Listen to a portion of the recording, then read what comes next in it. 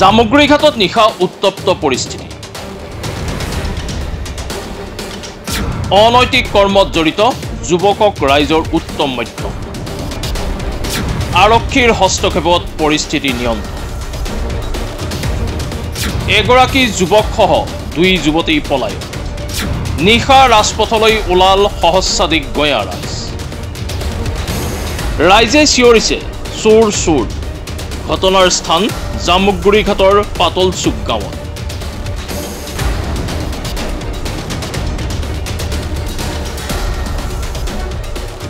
জামুগুৰিঘাটৰ পাতলচুক গাঁৱৰ 4-লেনযুক্ত পথত সোমবাৰে নিশা এক বিশেষ সম্প্ৰদায়ৰ 2 যুৱক আৰু যুৱতীৰ অনৈতিক কাৰ্যত লিপ্ত থকাৰ মুহূৰ্ততেই গাঁওবাসী ৰাইজে হাতলুতে ধৰাত এক উত্তপ্তৰ পৰিৱেশৰ সৃষ্টি হয়।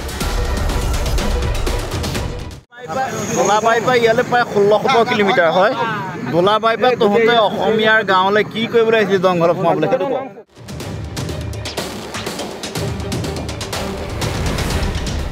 4-লেনযুক্ত পথৰ দাঁতিত এক পৰিত্যক্ত জংঘলত 2 যুৱক আৰু 2 যুৱতীৰ সন্ধিয়াতেই সোমাই অপকৰ্মত জড়িত থকাৰ অভিযোগ স্থানীয় ৰাইজৰ।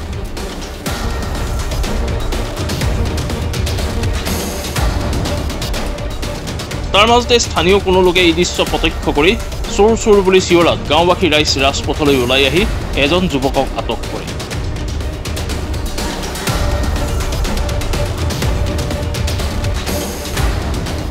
তাৰ বিপৰীতে এজন যুৱক আৰু 2 যুৱতী উলংগ অৱস্থাৰে জংঘলৰ মাজেৰে পলাই যাবলৈ সক্ষম হয়।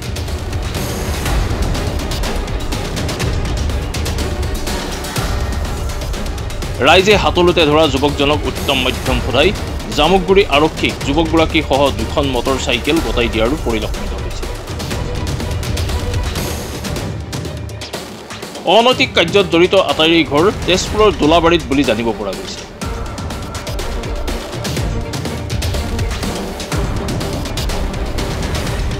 উল্লেখ্য যে বিগত কিছুদিন ধৰি জামুগুৰিঘাটৰ বিভিন্ন গাঁৱত একাংশ অচিন মুখৰ যুৱকে গঞাৰ জীয়ৰী বোৱাৰীৰ পৰা চেইন বেগ গৰু চোৰকে ধৰি বিভিন্ন অসামাজিক কাৰ্যকলাপৰে ৰাইজক অতিষ্ঠ কৰি আহিছে।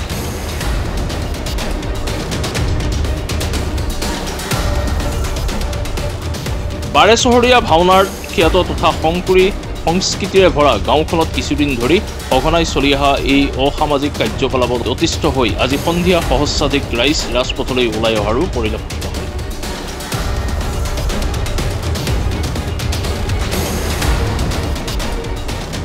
আৰক্ষী প্ৰশাসনৰ ওচৰত ৰাইজৰ দাবী,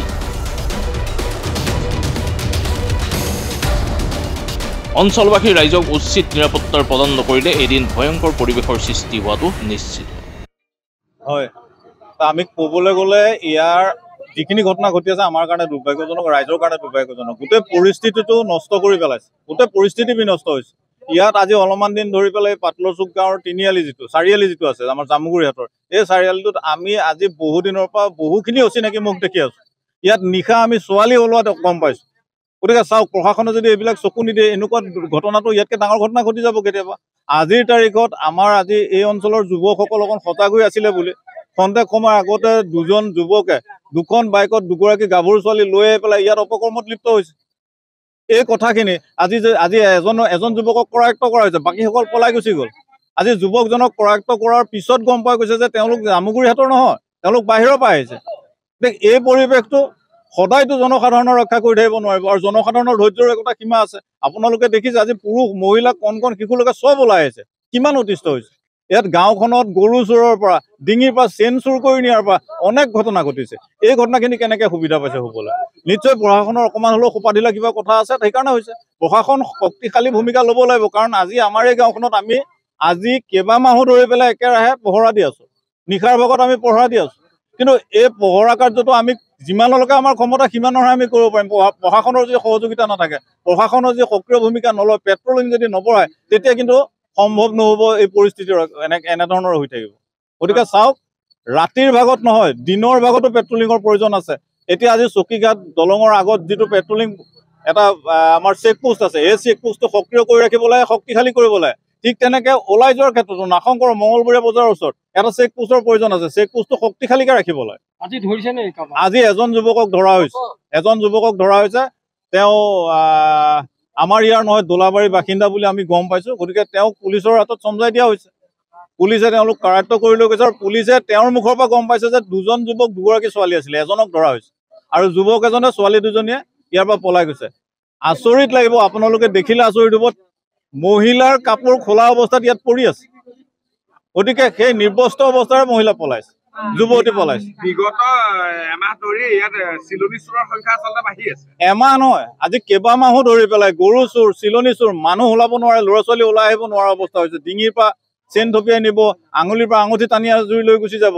অনেক ইয়াত অত্যাচাৰ চলাইছে আৰু গোটেই মুখখিনি অচিনাকি মুখ। আজি হাজাৰ মানুহ ইয়াত অহা দেখা গৈছে।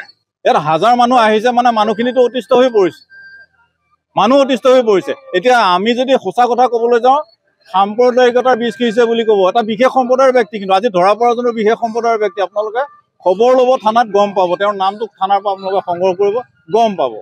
গতিকে আমি মানে অতি গুৰুত্ব সহকাৰে প্ৰশাসনক আহ্বান জনাইছোঁ যে ইয়াত এটা চাৰিআলি আছে, ইয়াত এটা ট্ৰেফিক পইণ্টৰ ব্যৱস্থা কৰিব লাগে। আচলতে ট্ৰেফিক এজন অন্তত থাকিলে এনেধৰণৰ ব্যৱস্থা নহয়। আপোনালোকে প্ৰচাৰ মাধ্যমৰ সহযোগত আমি চৰকাৰখনকো আহ্বান জনাইছোঁ যে জামুগুৰি হাটত শক্তিশালী প্ৰশাসনৰ ব্যৱস্থা কৰক, পুলিচৰ সংখ্যা বৃদ্ধি কৰক। ধন্যবাদ।